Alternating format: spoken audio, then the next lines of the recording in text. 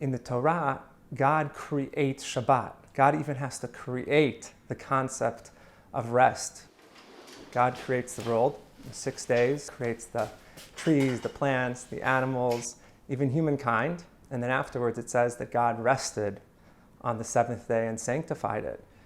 Shabbat was a commandment given to Adam and Eve, which is prior to the Jewish people. We didn't even exist as a people yet. God gave the Shabbat to humanity. Once we light the candles, I often will think of something that I'm grateful for. Some of the big things that we are not allowed to do on Shabbat is write. Any kind of writing would be prohibited. All of our cooking and food preparation has to be finished on Friday afternoon before sundown. We don't look at our cell phones, we don't write emails, we don't drive in the car to run an errand. My kids don't even ask for television or computer games or anything like that. We love to sing Shalom Aleichem because it's a beautiful melody and it means that we're inviting the angels into our house, blessing them and sending them on their way. I love blessing my children. My wife and I bless our children every single Friday night. It really teaches me what it means to be a father. And I think it's the ritual of the blessing that creates that sacred moment.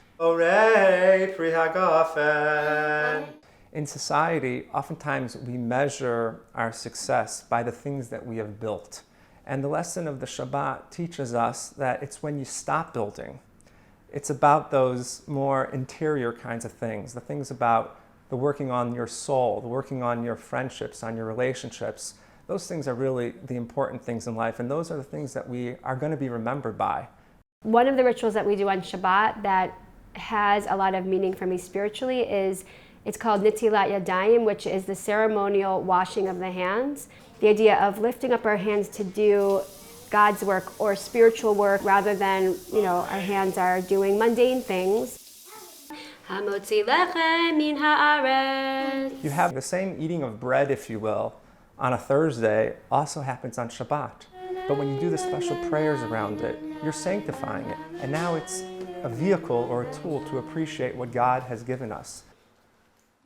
There's something about the eternal that over the day of Shabbat we can connect with, we can become part of. And then we take that, and then it informs our next week.